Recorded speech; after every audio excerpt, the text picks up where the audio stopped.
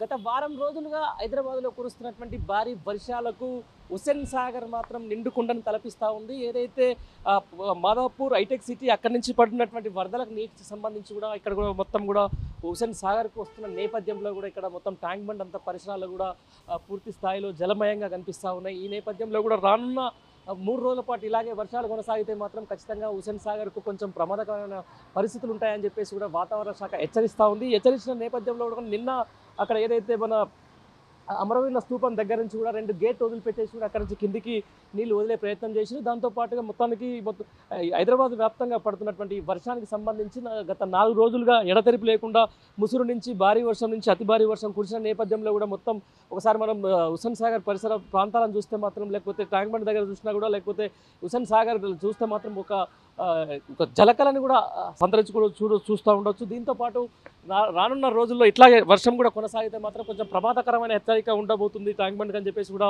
వాతావరణ నిపుణులు కూడా చెప్తున్నటువంటి పరిస్థితి. ఈ నేపథ్యంలో కూడా అలర్ట్ అయిన ప్రభుత్వం మరొకసారి హుస్సేన్ సాగర్కి సంబంధించిన దాంట్లో ఎలాంటి ముందస్తు చర్యలు కూడా తీసుకోవడానికి కూడా సిద్ధంగానే ఉంది. దాంతోపాటుగా మొత్తం హుస్సేన్ సాగర్లోకి వస్తున్నటువంటి భారీ వరద నీటిని యథావిధిగా బయటకు పంపించే ప్రయత్నాలు కూడా జరుగుతూ ఉంది. ఇప్పటికే ఎన్డీఆర్ఎఫ్ టీంలు అయితేనేది లేకపోతే జిహెచ్ఎంసీ సిబ్బంది అయితేనేది హుస్సేన్ సాగర్ మీద ఒక కన్నేసి అయితే పెట్టుకున్నారు.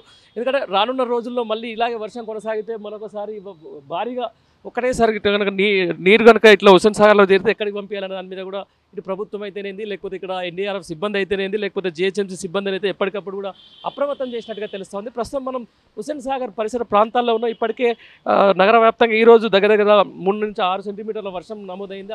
నమోదైన వర్షానికి సంబంధించి కూడా రాత్రి కూడా ఎక్కువ అయ్యే అవకాశాలు కనిపిస్తూ ఉన్నాయి.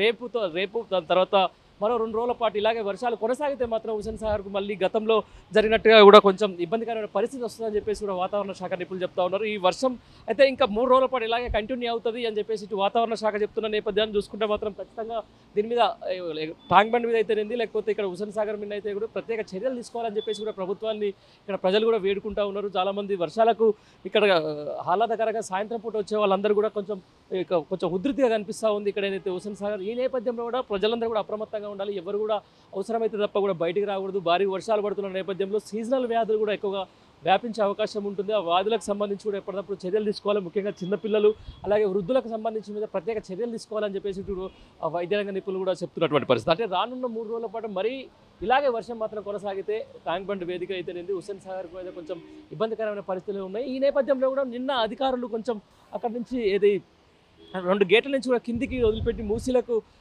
పంపించే ప్రయత్నం అయితే చేస్తూ ఉన్నారు ఎప్పటికప్పుడు. దీంతోపాటు ఇక్కడ ఉన్నటువంటి పైనుంచి వచ్చినటువంటి వరద కాలంకు సంబంధించిన అయితే భారీగా వచ్చి చేరుతుండడంతో కూడా గంటకు కూడా హుస్సేన్ సాగర్ సంబంధించిన దాంట్లో కూడా నీటి మట్టం పెరుగుతూ ఉంది. నీటి మట్టం పెరుగుతున్న సందర్భంలో మనం ఒకసారి గమనిస్తే అంటే ఒకసారి కొద్ది గంటల్లో ఎక్కువ వర్షాలు నమోదయ్యే అవకాశం ఉంది. కాబట్టి ఖచ్చితంగా ప్రజలందరూ అప్రమత్తంగా ఉండాలి. ఎవరైనా కూడా ప్రస్తుతం ఇక్కడ ఏదైతే హుస్సేన్ సాగర్ ఉందో అది కొంచెం ఉధృతంగానే ఉంది. రానున్న 2 రోజుల పాటు వర్షాలు మాత్రం ఇలాగే కొనసాగితే మాత్రం కొంచెం ఇబ్బందికరమైన పరిస్థితుల్లో ఉండే అవకాశం అయితే ఉంది, స్పష్టంగా కనిపిస్తూ ఉంది. Thank you.